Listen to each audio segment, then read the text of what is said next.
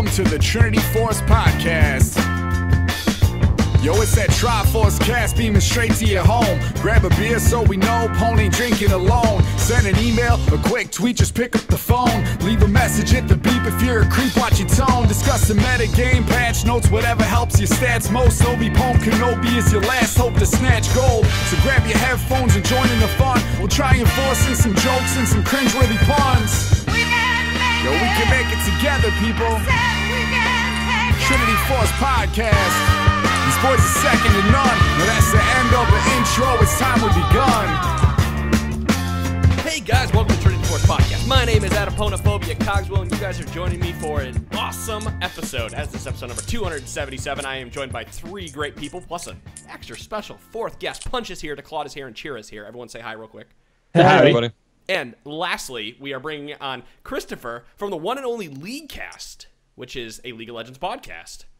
What's up? Hey, Chris. So, Chris, you are the host of the longest-running League of Legends podcast. Is that am I correct in saying that? Yes. Yes. Yes. Yes. You guys. Yes. Well, I mean, it's kind of coded in a weird sort of thing, right? Because I don't know. There's like two eras in League of Legends podcasting. There's like 5 years ago and then 2 years ago, which was like pretty much just you guys. Yeah. You know, and we separate that off. And then do you remember Low Elo? Oh yeah. Oh my God, they stopped in like February, right? Yep. Yeah, it was February. They quit it. That was the thing. But yeah, we've been going for like 5 years. We had a small little hiatus in the middle. When we came back, they were there, you guys were there, and now we all coexist. Yeah, everybody exists. And then of course there's the League of Legends Anonymous podcast, and then there's I think there's one or two other ones that are like way smaller than everybody else, but I can't remember names off the top of my head. But yeah, we you know, we've always had I've talked with you guys. I've talked with you, Chris, before. We were trying to set up like a 5v5 a while ago, and that never that kind of fell through a little bit. And then, you know, we all went on. Yeah. But I've always wanted to bring you on so that we could have like I like this big podcasting family that we have, because we're all out there trying to make people better at this game. So why not bring us all on and talk about League of Legends together? Oh, absolutely. I think that's great. So, yeah, one thing I do want to bring up, which I always thought was funny, was that for a while there, we were trying to figure I remember I was sitting down with the original host of the show trying to figure out what the longest running League of Legends podcast was. And we went back and looked, and it was like Leaguecast had started in, 2010? Yeah, October 2010. Yeah, so you guys started a year and a month before we did. And we were like, damn it, we need a tagline. Well, we can't use the longest running anymore. Right. That was only like a year after the game came out, right? About yeah. I have been playing since beta, and a year since about right since Okay. Oh, for real, dude. You know, like we're part of a very small you have Black Alistar? Yeah. Dom would stab both of you to death. Yeah, he would. Yes, he's planning it right now. Yeah. Well, he was happy on the recoloring of Alistar because it doesn't look as good as it did, apparently. He was trying to make something up. So before we get in here, because I do want to talk a little bit more about Leaguecast and what you guys are doing, because I know you guys are part of the Warfinch Media Network now and all that. But we're going to talk about that in a second. I do have to break this for a quick ad spot, because this week we're actually sponsored by a brand new sponsor. It's really cool. It's radsoap.com. So Rad Soap is I'm going to call them a progressive soap company, because they're one of only 3% in America that they do a hot processing of soap. And as well, they're trying to make soap that isn't your normal everyday, like smelling like lavender and tulips and crap. They're like trying to get out there and make you want to smell nice without having to use cologne to make yourself smell nice. I mean, that's not like their tagline or nothing, but that's how I look at it. Because how many guys out there are trying to like mask their smell with cologne? You don't need it anymore. But what's really cool is that they have a whole bunch. They're pro legalization, so they use a lot of hemp in their products. And I actually have a couple of them here today I want to show you guys. So the big thing is if you go to radsoap.com and use keyword tforce, you can get 20% off your entire order, and that covers shipping and more. Like, you're not going to get that that deal anywhere else. So, and I would like to say that Adam has been using this soap, and he never shuts up about how great it is. Look how clean he looks too.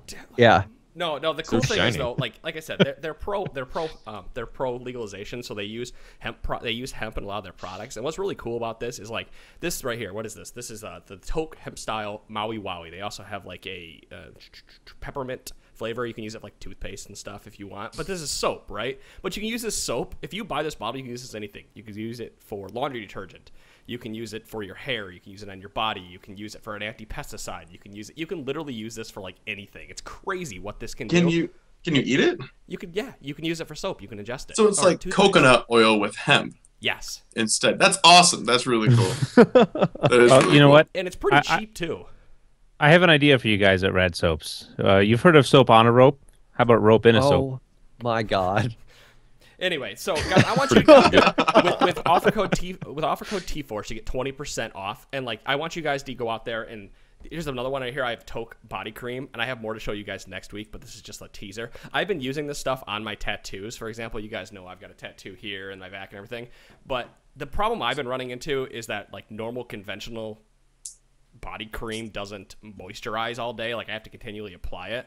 I've literally applied this once in the morning and been good all day, and it sounds like a shill, but I swear to God, this stuff is awesome. So if you guys are out there and you want to, stay moisturized, you want to smell awesome, go check out Rad Soap. Offer code tforce for 20% off.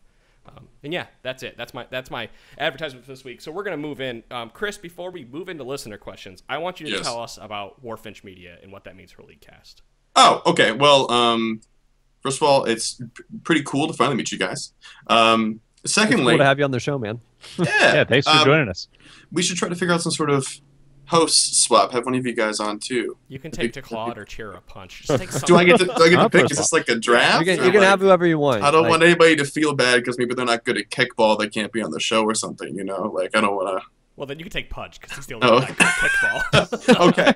How do Okay. you know that? He's not invited to the company kickball party. Yeah. So well, we started Leaguecast like 5 years ago, and just kind of did it through college. It was kind of a way for us to just. It was a bunch of different people. I think the number of people that have gone through a show totals to about 7. I want to say. We've had a lot of people come in and leave and do other shows and stuff like that. But it was like through college, and now a bunch of us are graduated or graduating.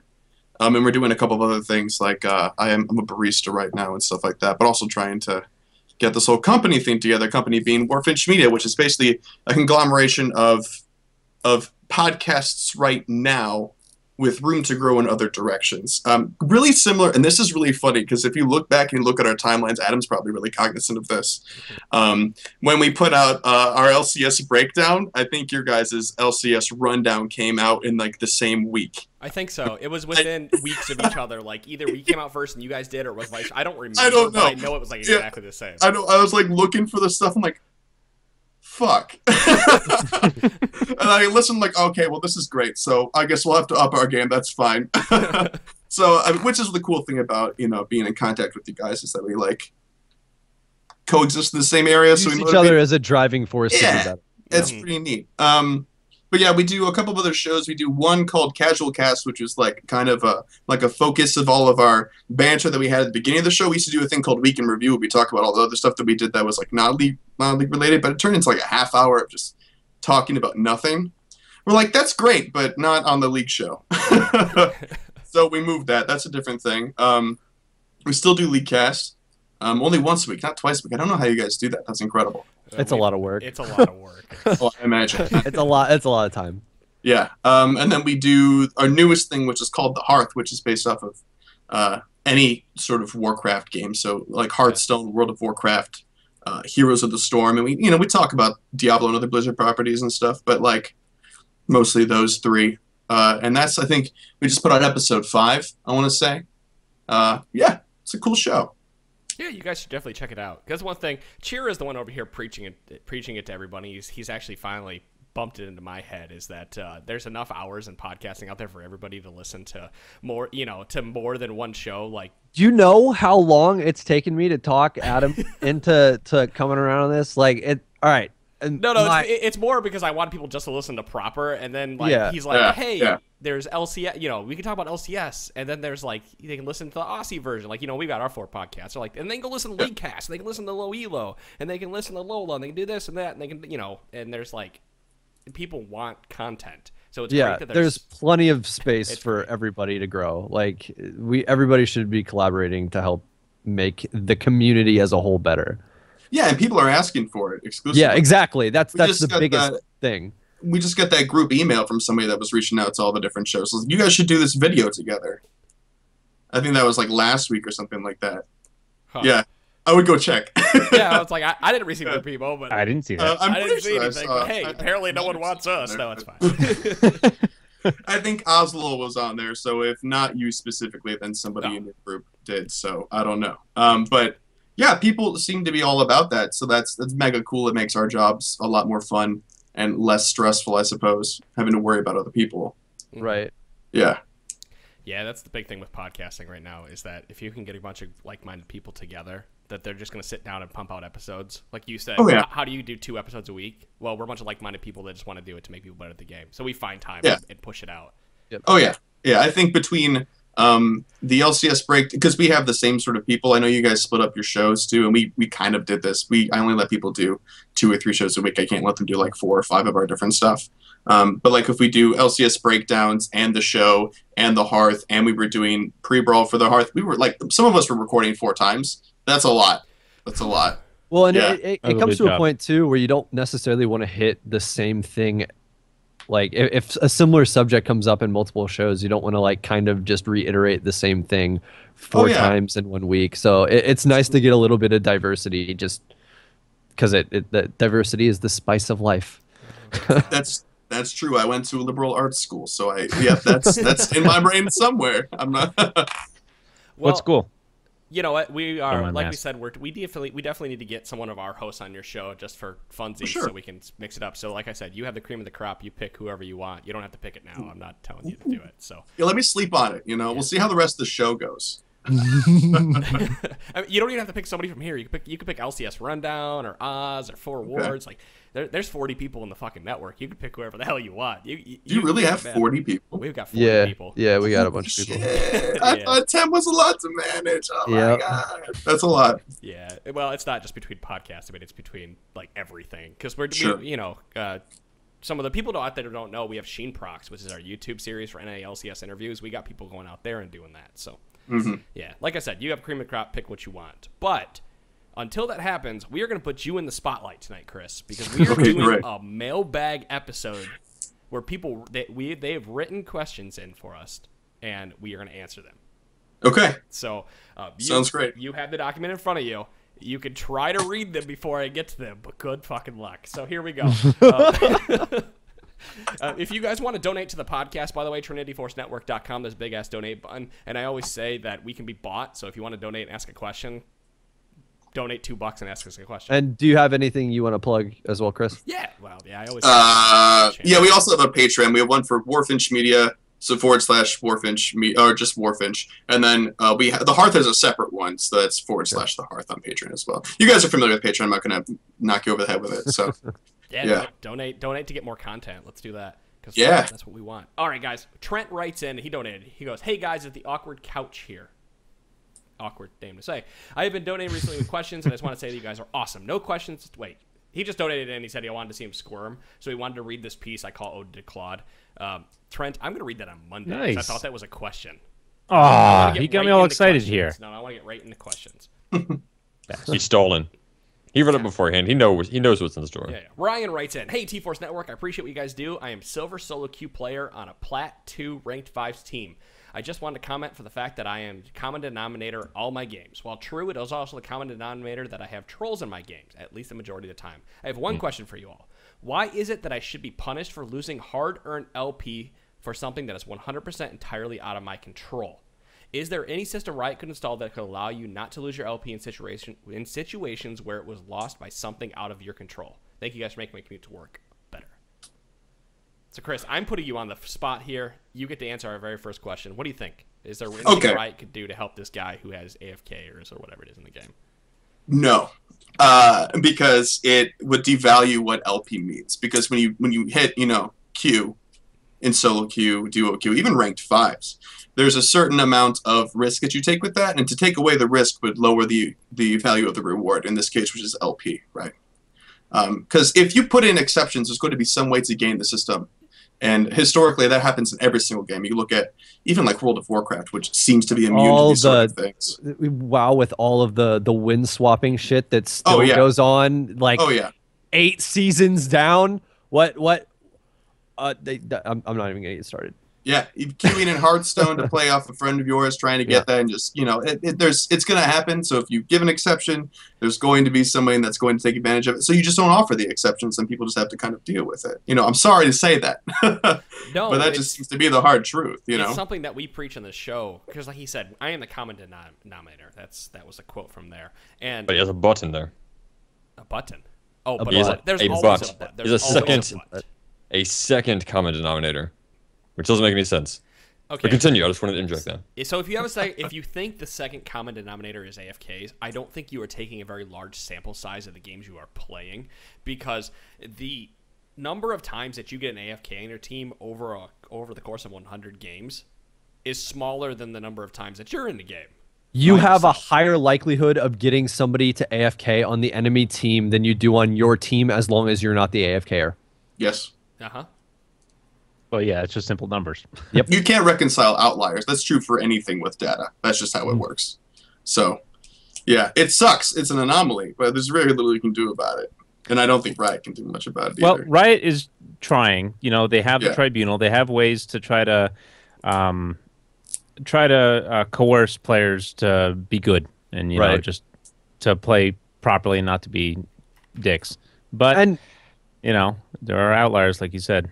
Let's be honest, with all the stuff that they've input. I mean, I know I've seen way less toxic people recently after the updated bans, chat restrictions, all that other stuff. I don't know if any of you guys have seen similar better behavior, but I have not noticed nearly as many just awful individuals that I'm queuing with, which is great.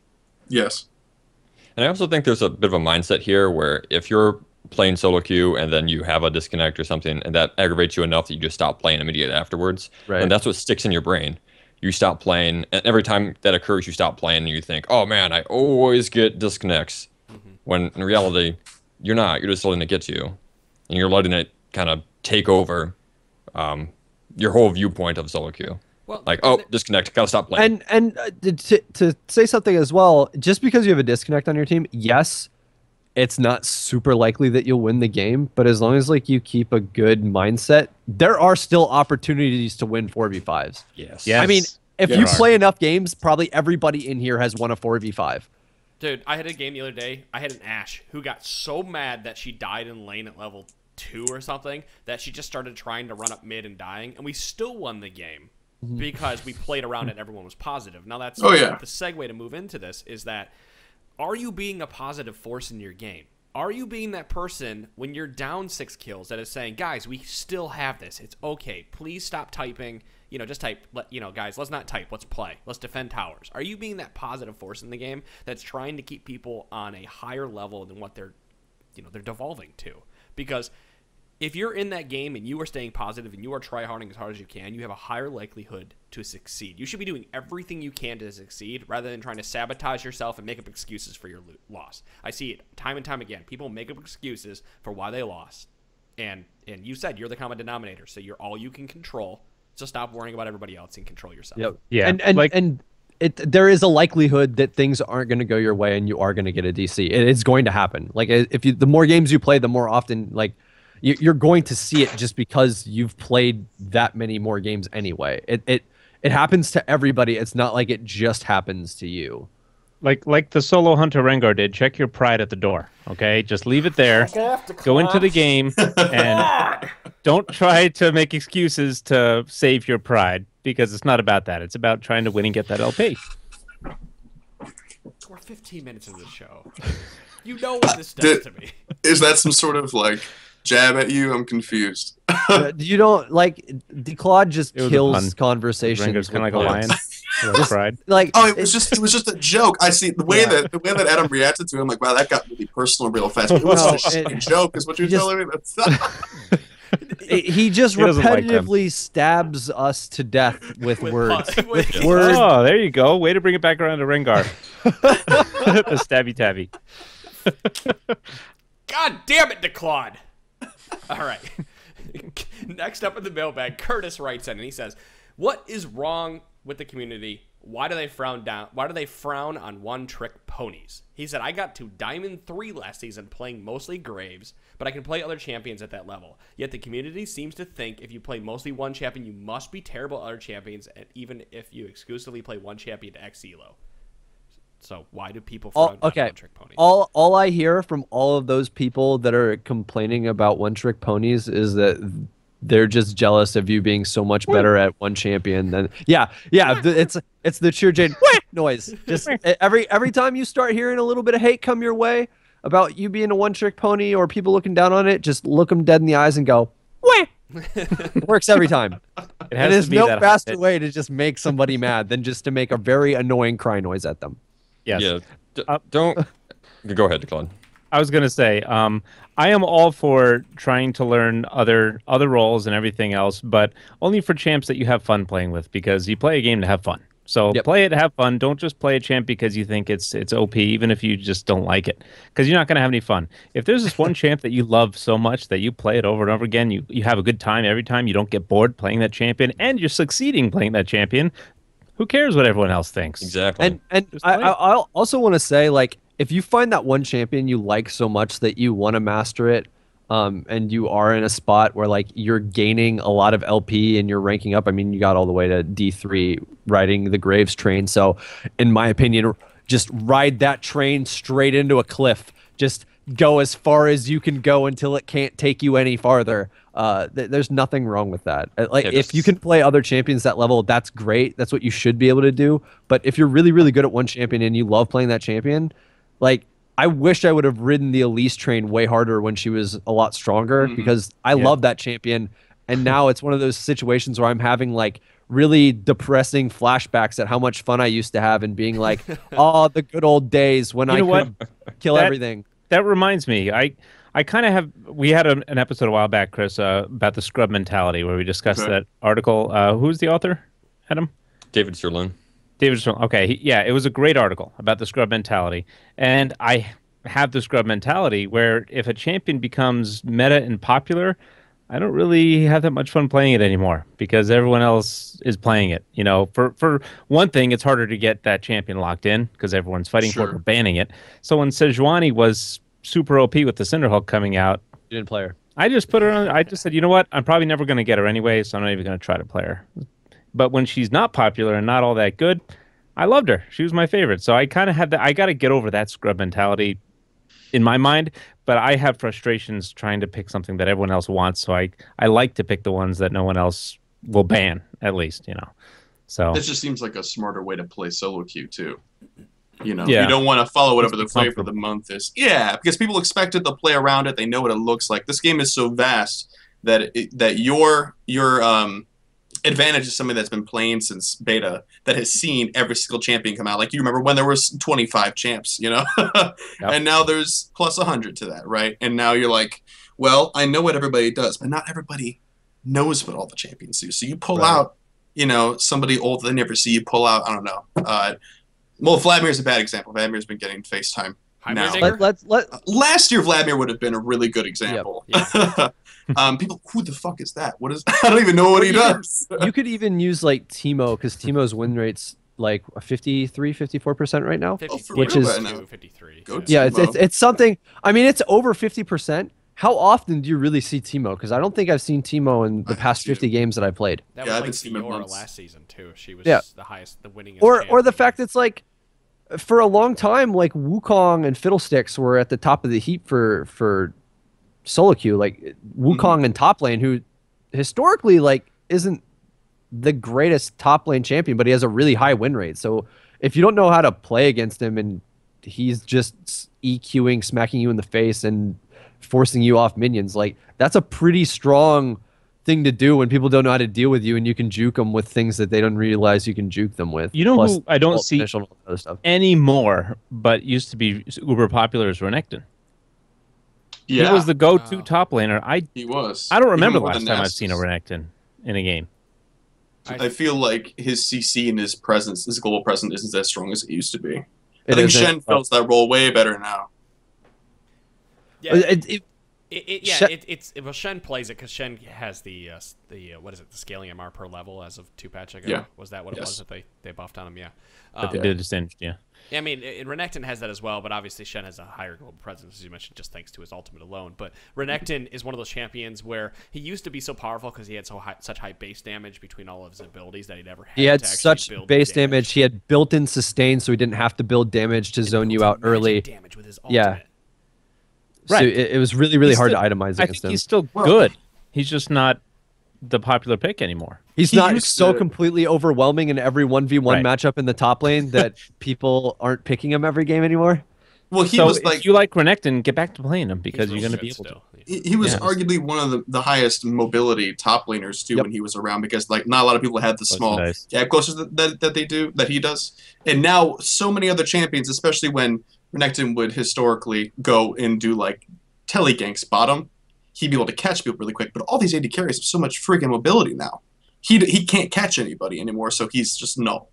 Mechanically, not even talking about his damage or his skill set, he just like doesn't fill the role. And we're talking not fill the role in like professional level play, because in still solo queue, Renekton he stomps. Yeah, he can do some stuff. Oh yeah. The big thing about top lane that I've noticed playing in solo queue is that, I mean, you are more on an island than anybody else. I mean, we've always talked about an island, but in solo queue, you really are an island. You the longest 1v1 that ever happened. Pretty much. Renekton just still at this point dominates 1v1s. He just takes a little bit more skill than he previously did, because there's more modifiers based on how much rage he has and how much damage he's doing based on the amount of rage. And later on in team fights, he's still a commodity. So for your team.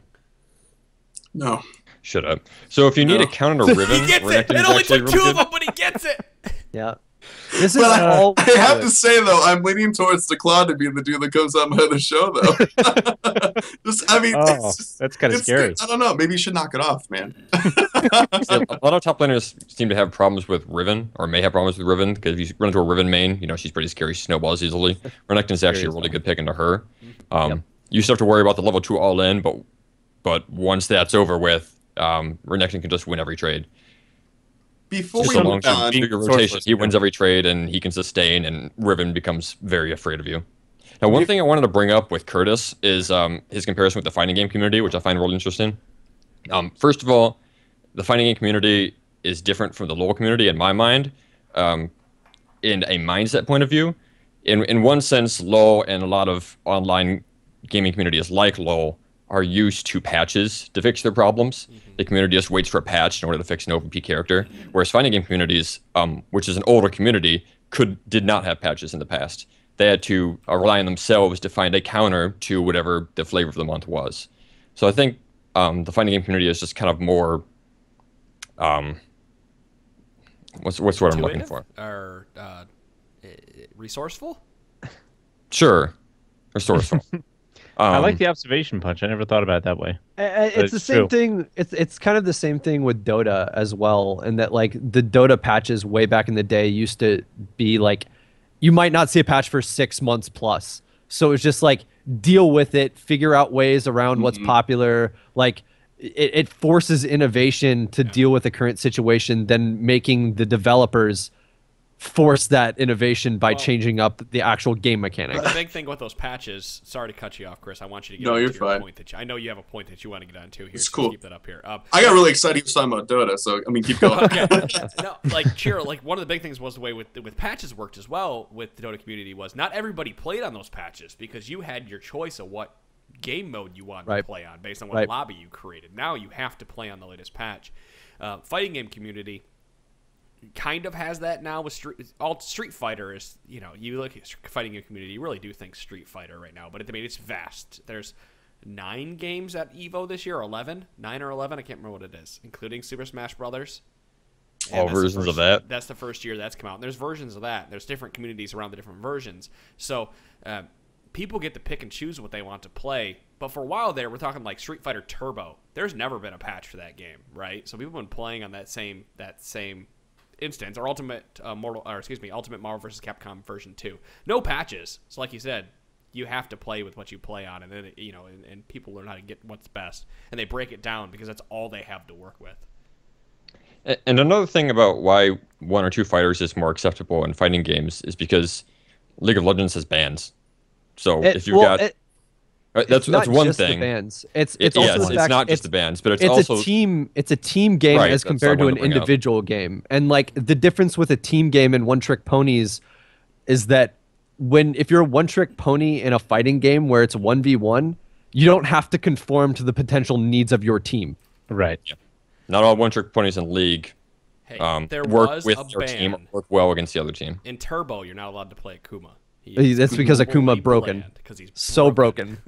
But Chris, you had a point you wanted to bring up, or another topic, or something. Yeah, no, it had to do with Curtis's original question. I feel like, and I thought about this when we first started talking about this, but I feel like it's not everybody that frowns on one-trick ponies. I feel like there's a vast part of the community that really glorifies it. You know, so I don't know if that's painted correctly, maybe for this conversation, but like people love when they see like, dude, that guy got to Diamond and all he did was play Garen. Like they think that that's funny as hell. They think that's really interesting. That makes interesting YouTube videos, and like when that dude's playing, they watch him play that character. Pros make these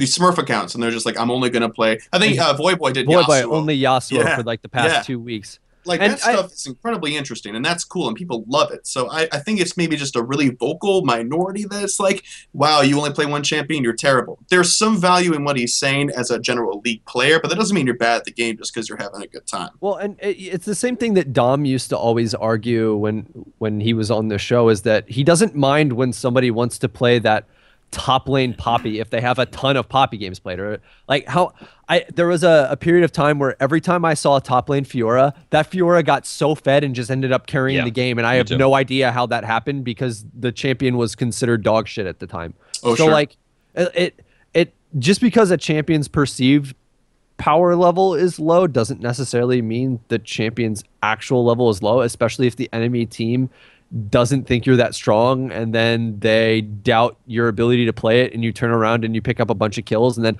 oh my god, why is that person suddenly ulting me and my entire team is dead? I don't know what just happened. Shit, let's all rage at each other. Like, you would be surprised that the amount of like awesomeness somebody who can just play one champion extremely well can do. And this kind of goes against what I was arguing the other day about the focusing on learning many champions. It's just like, if you're in a silver or lower, you should probably learn like more of the base game before you necessarily decide, hey, I'm going to just ride X champion train all the way to higher level, because there's more of the game you should probably learn before you just focus solely on one champion.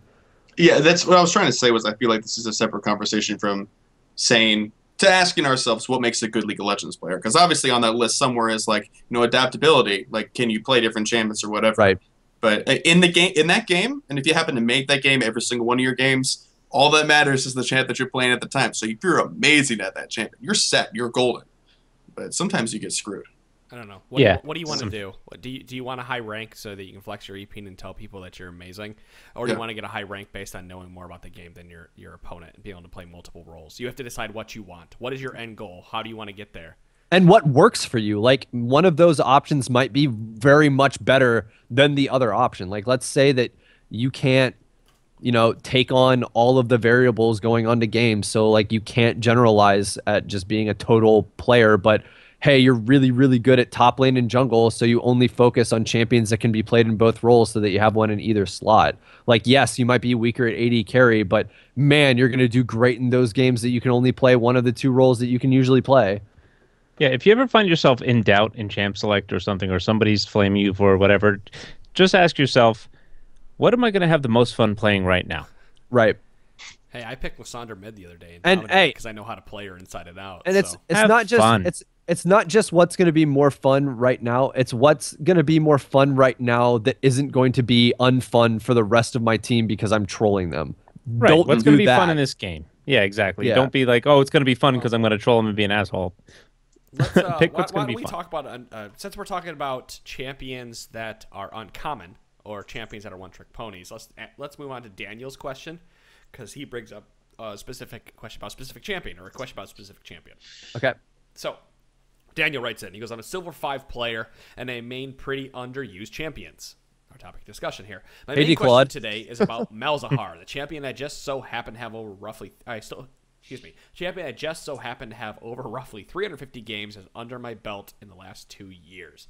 What I want to know is, why is he such an uncommon pick and seems to have always been? Chris? I have a heavy bias with Malzahar because he's not overly complicated.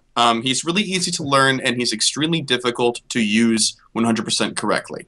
Because you make choices with Malzahar, you commit to those choices. He has very high telegraphed casts. His ult will lock him down as well as somebody else. He can make or break your team fight phase in very, very heavy ways. And he pushes like a monster. He's cool. He's a cool champ. No question there. He's been around forever. One of the boys, right? But that being said, he's not very common because he's simple.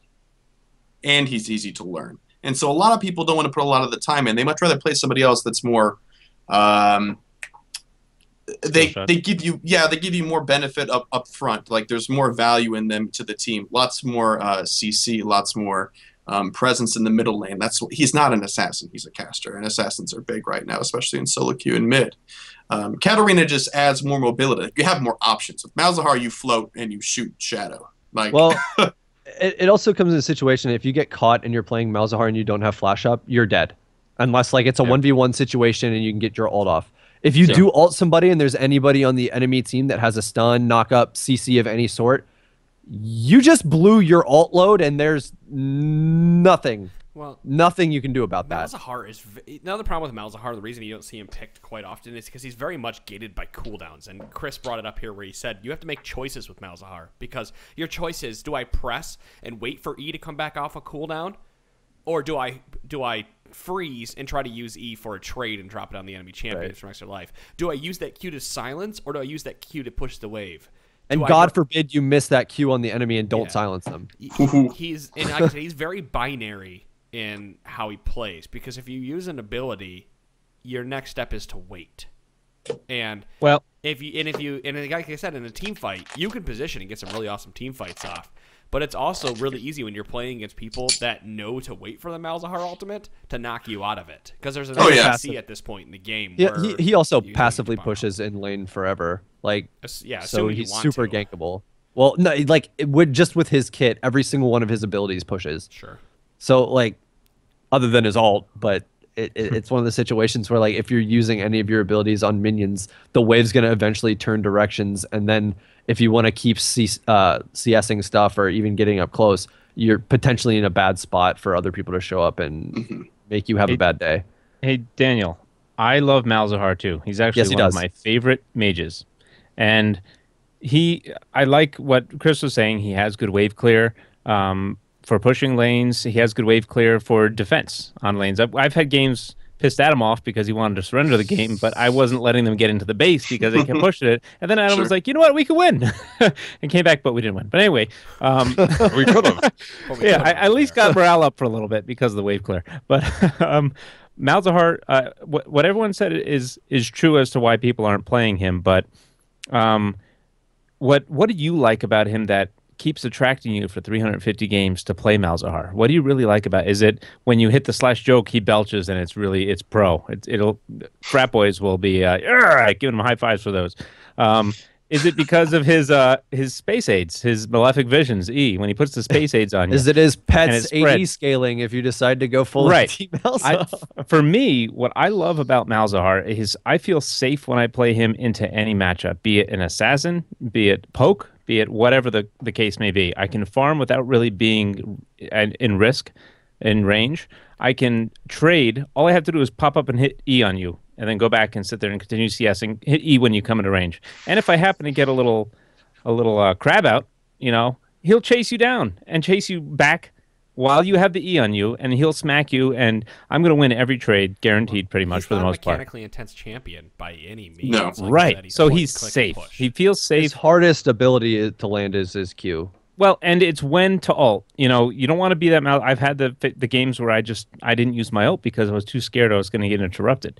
It's when to ult, when to use it. It may not be, you don't have to get off a full ult to do what Malzahar is supposed to do. You can hold him down for enough time for your team to collapse and you get the pick. You can use it to interrupt because it's a suppress. You can hold the jungler down when you're doing a smite battle, when it's about at that point where the dragon or baron can be smite stolen, throw suppress. They can't smite when they're being ulted by Malzahar or Warwick.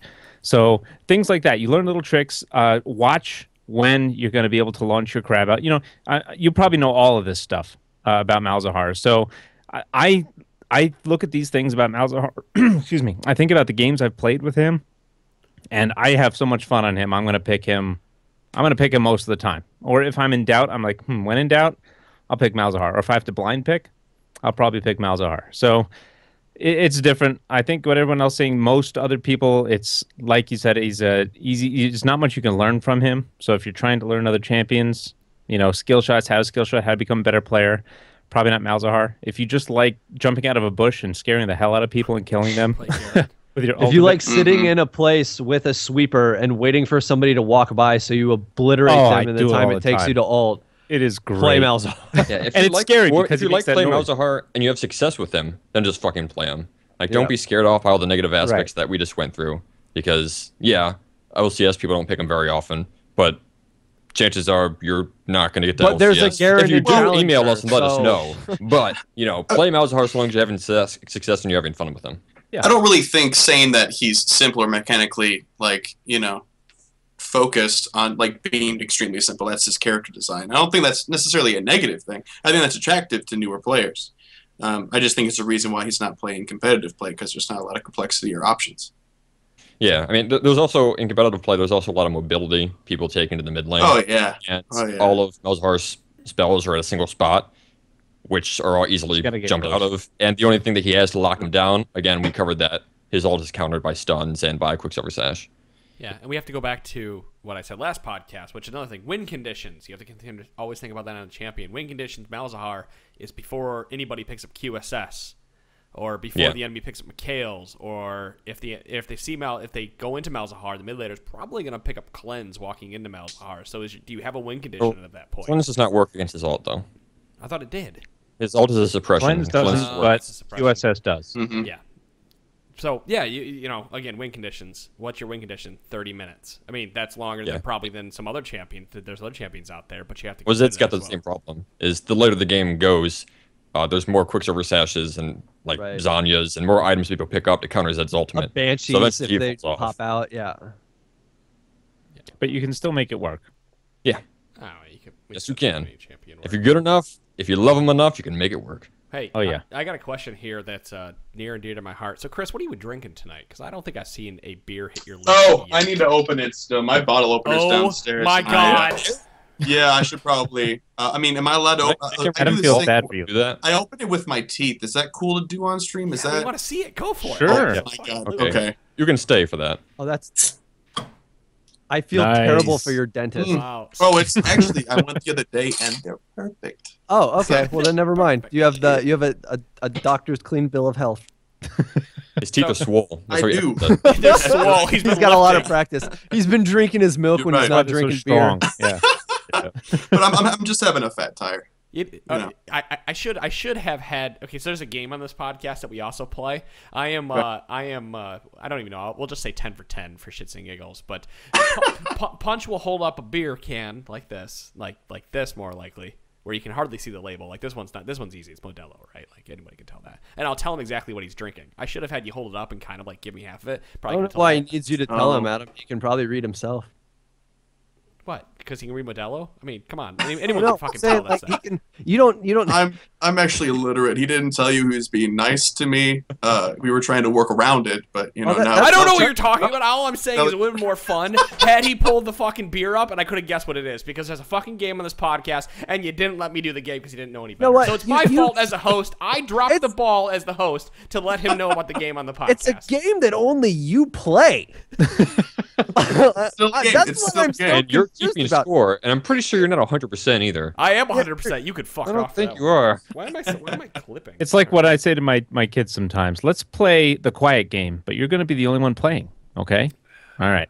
All right, since we're talking about booze, the next question is, Joey writes in, how does booze affect your league performance? I personally find it to make mine a little inconsistent. Some nights I'll be more relaxed and I can kick ass, and other nights sloppy. Thoughts? So there's actually, Chiro will hopefully he'll be able to back me up on this, because I read about this a long time ago. There is I'm going to get completely wrong in this, but it's like not state of mind, not state of consciousness. There's like a state where if the Balmer Peak.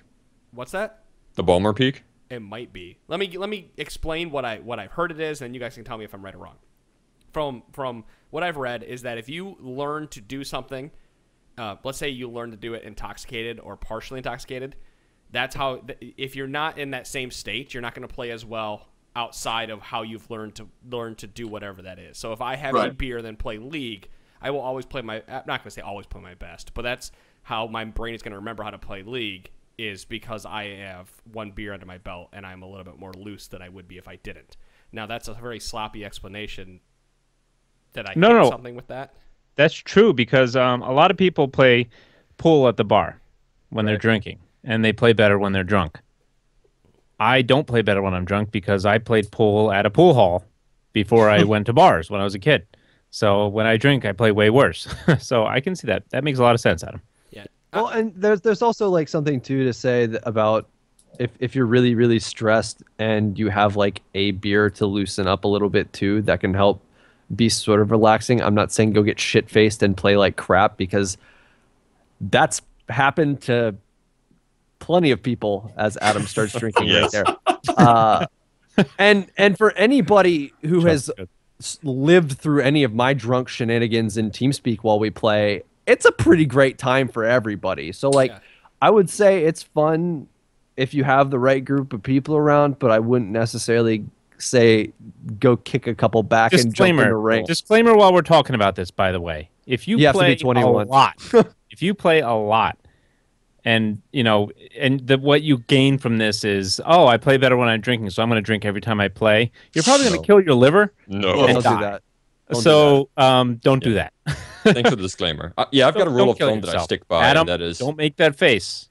Psoriasis. But I also want to make another disclaimer. We're not doctors or professionals, so take our shit with a grain of salt. Yeah. Don't take exactly.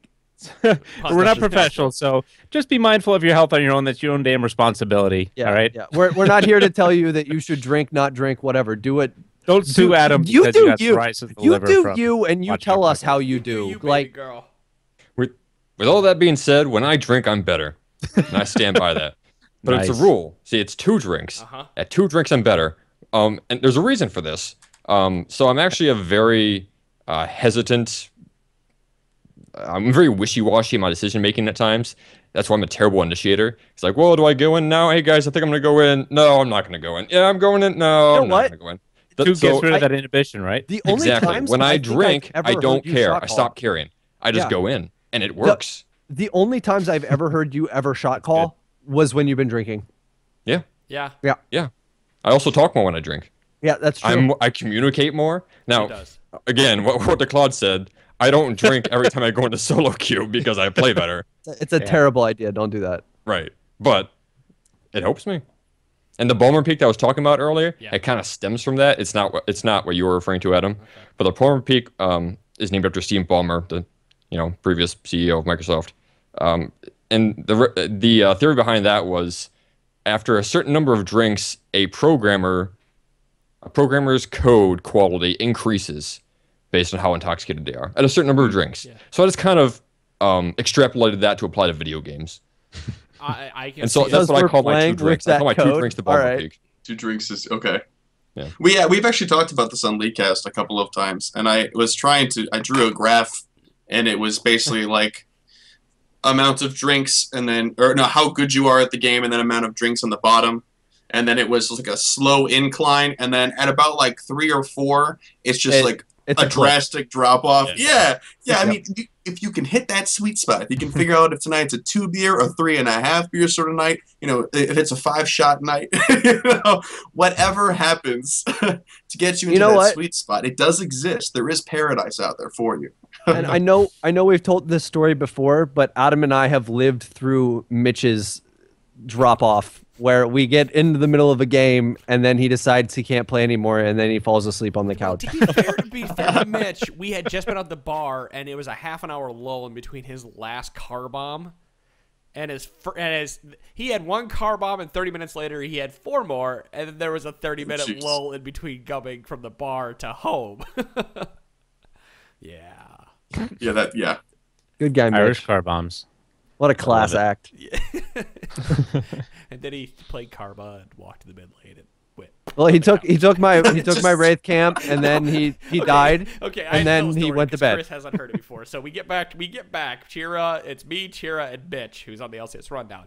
We go out for drinks, and seriously, and within 30 to 45 minutes, we've probably done 4 car bombs in that time, plus had a beer, and we decide we're gonna take. This was also right when Uber started coming out, so Adam got these free Uber vouchers, and we just did whatever. It was great. Disney drivers. Nice. So we took a cab to the bar, or an Uber to the car. We took an Uber back. We did not drive the night. We were responsible, and at least that matter. So good. We get back home and we're like, Chira and I are feeling good. We're like, we're gonna play League, and Mitch is like, yeah, I'm gonna play. He picks in Karma. He goes into the jungle, steals Chira's blue buff. No, he took Wraiths while I was at blue, didn't help me at blue, and then walked into mid lane. Walks into mid, tries to gank, fails, gets up, dies, walks over to the couch that's right here, and goes. And that's it. That was his night. You're right, Adam. That sounded pretty heavy. No, it didn't even hurt. Okay. It just falls onto the couch. We lost that game.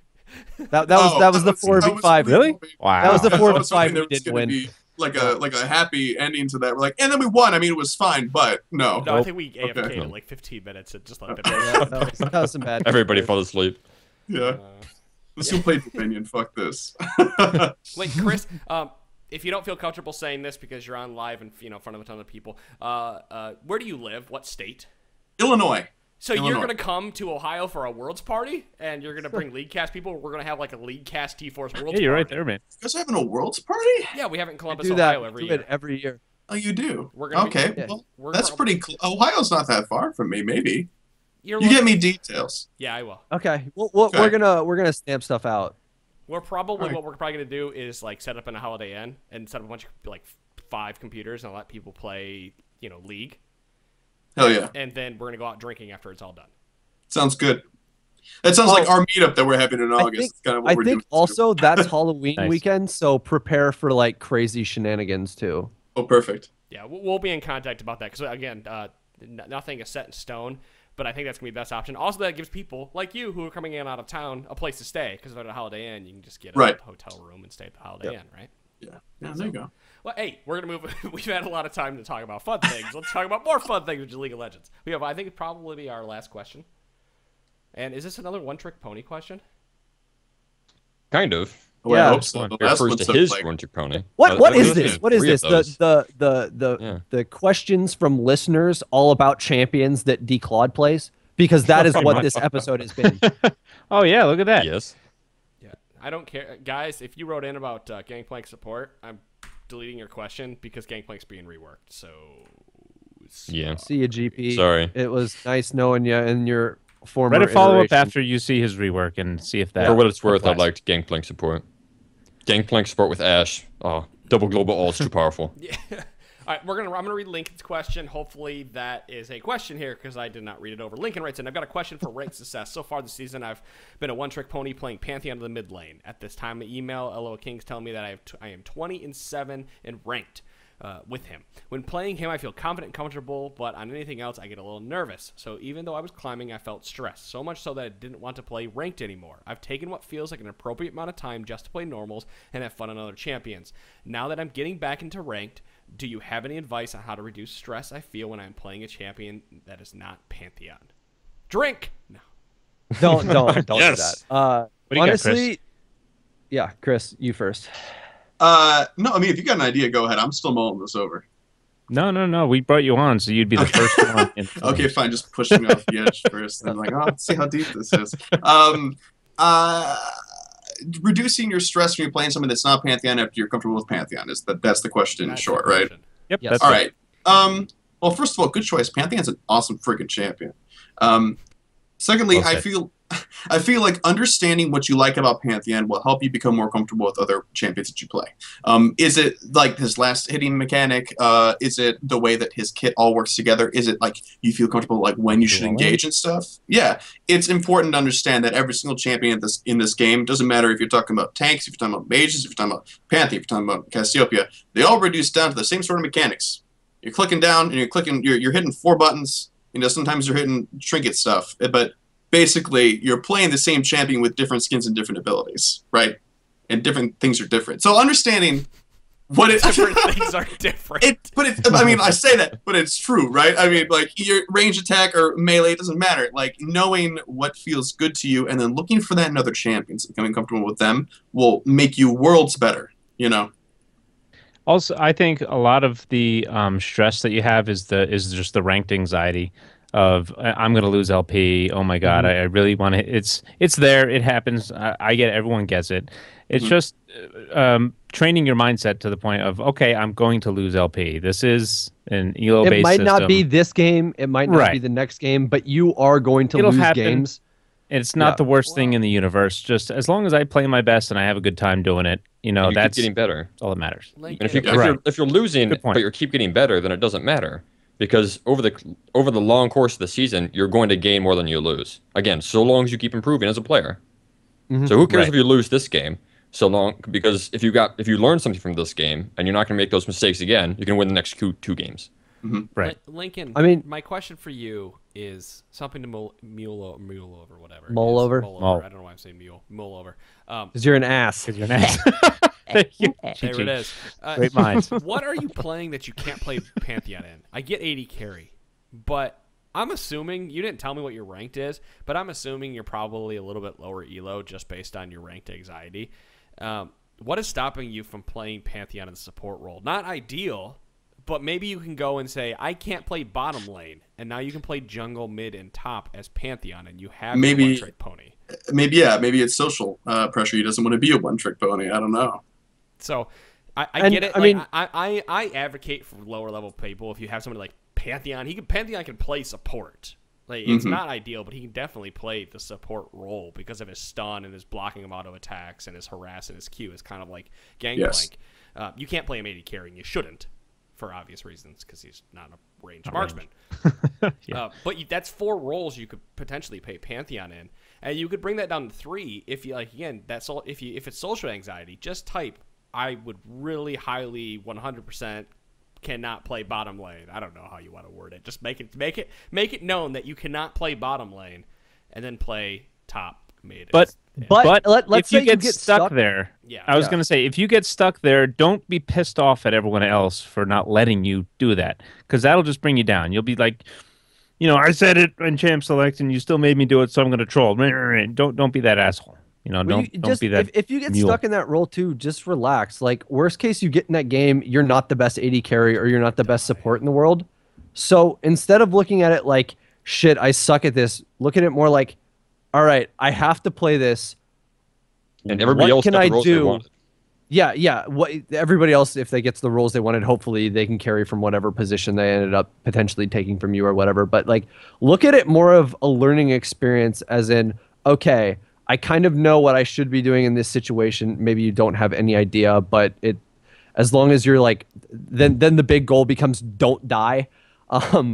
Just because like you don't want to be a detriment to your team. And if you're playing support, you want to try and get your AD carry as far ahead as possible. And if you're playing AD carry, then just sit back, play safe, and farm unless there are like opportunities to kill people. It's a good point. Realize you don't have to carry it. You don't have to carry the game. Just do your job. Say, how can I just do my job and contribute to the team? If I'm Malphite, all I have to do is hit that ult at the right time. If I can you don't have to carry. You just have to not, like, just don't feed. And you're going to be that much better off, too. Your goals in the game are going to be the same no matter pretty much what role you do. You want to win your lane. You want to outdo the person that you're going up against because there is your equal somewhere in that game. And you want to help the team in whatever way that is. And generally, that means not dying, right? But I feel like if you're in bottom lane, you play AD carry, and you've played 100 games as Pantheon, you've played 2 games as AD carry, and you're like, wow, I'm really uncomfortable right now. This sucks. Don't let that overwhelm you. Look at it as an opportunity for you to observe somebody else that's also in ranked play that you would probably assume has some idea of what they're doing as your enemy. Like, mirror them. Learn from them in that match, because the only way you're going to really learn is hands-on experience. You can watch as many videos as you want. You can read as many guides, but nothing comes quite as close to the value of hands-on experience. And sometimes that means you're going to get your butt kicked. Because that's how you get good at this game, to be completely honest. Yep. Yeah. So you're good at most things in life. Failure is the best catalyst for learning what to not do again. Put it on a t-shirt. Chi-chi.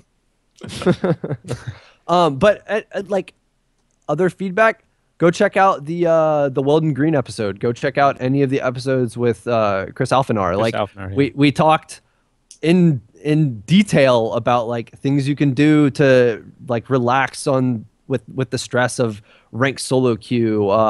You know, if you lose a game, take a break, go do something else, go for a jog, go do some push-ups, whatever. Like if you lose 2 in a row, just take a break from League for the rest of the day, or just play some normals, or kick back with friends, or do whatever. Like you're not necessarily rushed to play ranked games, and you shouldn't look at like, don't punish yourself mentally for wanting to go in and rank up. Like, this is a game after all. If you're not having fun playing it and you're too stressed because you're going into a game because you're afraid to lose, like losing, winning, whatever doesn't matter. Like, let all that shit go and just play and be the best player that you can be, and the wins will come. Like they'll come, especially if you're improving. They're like, if you're in a spot where your rank's at and you keep improving, you'll start winning. It's just a matter of time. But you have to go in with that mentality. Yep. It's just overall rank anxiety. That's pretty much all it is. You conquer that. I like what Adam was saying. Listen to Weldon Green episodes and the Chiro was saying, I'm sorry, the Weldon Green episode and Chris Alphanar, and they're psychiatrists and they can help you out. So find your inner peace, man. We should probably link that in this since we're mentioning it. Episode? Yeah. You know, speaking of Chris in the description, in the future, I'm going to have an opportunity for you in the near future. I think it actually starts in August. I'm going to have an opportunity for you guys to work with Chris Alphanar to get some psych training. Oh, so that kind of like a teaser that is coming out here. He wants to dip his toe into that and help. So that's just something you guys look forward to. Yeah, you can definitely go check those out. We really like those episodes. Also in the future, I spoke about Rad Soap, by the way, and this is just this is one half a shill for Rad Soap, where again offer code tforce 20% off radsoap.com. But I think we're gonna bring these guys on and talk about using stimulants, or it's not even marijuana's not a stimulant. It's a depressant. Yeah. We'll talk about using depressants. Talk about using things in competitive gaming, because those guys, they play video games and stuff. And I think we're gonna have an episode on that and bring some other people in as well and try to have a big discussion and see. You know, what are people's different thoughts? I think it'll be a really cool, really fun episode for something different as well. Rad Soap, where it's okay to be a scrub. Ha! Yeah? Adam. Chris, have you rethought? So that about wraps it up, right? I mean... So you've really rethought your position about having DeClawd on the show, because this is what it's like to have him. You guys didn't loof a lot at that one. Oh my god. Yeah. I love it. I love that it only took one episode. Like, if you ever wanted an episode where you wonder why we get so mad at DeClawd, you need to watch Chris's reaction. Because at the very beginning, he's like, "This is awesome. This dude is really great with words." And by the end of the show, he's like, "Shut the fuck up." By the end of the show, you just want to put a towel on him and wrap it up. Oh. Wow. I don't go that far. I mean, maybe. Good or bad, I'm going to go with the lather. Chris, thank you for being on the show tonight. No, it's been a pleasure. It's nice to finally get to sit down and talk with you guys. I said that at the top, and at the bottom, I feel the same way. So I think this is a success. So tell people where to find you. Tell people what you got in store. What's coming up for you guys with episodes? We want to hear the whole shebang, because more people need to go listen to Leaguecast too. All right. Oh, thank you, man. Well, we do Leaguecast. It's weekly. We record on Wednesdays, and then so they usually come out around Thursdays and stuff. I think Casual Cash. I don't know what they're doing with that show anymore. I'm just kidding. It's around like 2. I think they do it on Tuesday nights as well. We do LCS breakdowns, much akin to your folks' rundown, and we do that. I think Wednesday nights as well. That usually varies between like Thursday or Friday when it comes out, and then the Hearth is on Saturdays, and that comes out on Sunday. Do we ever go live? Dude, they all go live. Oh, they all go live, yeah. I mean, like stream-wise, or like what are you talking? Like we're doing. Like we're on Twitch TV tforce podcast. We used to stream a whole lot. We used to do live recordings of Leaguecast, and we had a bunch of technical issues, and we haven't been streaming for the past few weeks. But after the meetup, which is the biggest thing that we're doing now in August, we're going to be streaming everything. top to bottom. So we had to redo all the overlays and stuff. It's been a while. Well, yeah, we know that well. Where do you get them? iTunes, Stitcher, all the usual places? On iTunes and Stitcher, Leaguecast? You betcha. Yeah. Although right now, for some reason, Leaguecast isn't available on iTunes. I don't know why. What? They're like, this isn't available in the store. I sent them a ticket, and they're like, yeah, we don't know. I'm like, thanks. Apple, fix your shit.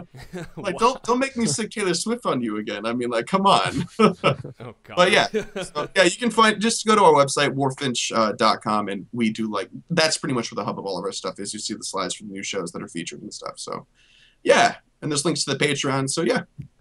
Do it, guys. Go listen to it on podcast. Go download them. But unfortunately, you can't download them on iTunes right now. But hopefully, by the time this comes out, yeah. If you guys Maybe need more League content, go check out some of the other shows. It's always nice to get potential differing opinions or just a wider open different flavors and personalities of the universe. And get away from DeClawd's puns. Yeah, no, don't do it for that reason. That's a bad reason. we have our own, not quite on the level or caliber, but oh, thank you. You put him on this pedestal that he doesn't deserve to be on. Again, it's been one episode. I mean, this is what 277. Yeah, I mean, I don't know about that, man. I don't know if I can do it for that long, but one episode, it's great. He hasn't been on 277 episodes though. He's probably been on 150-ish. Okay. DeClawd, is that roughly it? Did you come around 150 or something like that? I was on you before came on the episode 87. Oh, you like were? Yeah, no, you've been on way more than I thought so. Holy fuck. You've been on like 200 episodes. My God. Just like the new champ, you've lost track of time. Oh, my God. Well, we've lost track of time, and this episode needs to end. So, guys, thank you so much for listening to Trinity Force Podcast. You are fantastic, because I can't talk. Guys, we'll see you all next week. Okay. Peace. Bye, guys.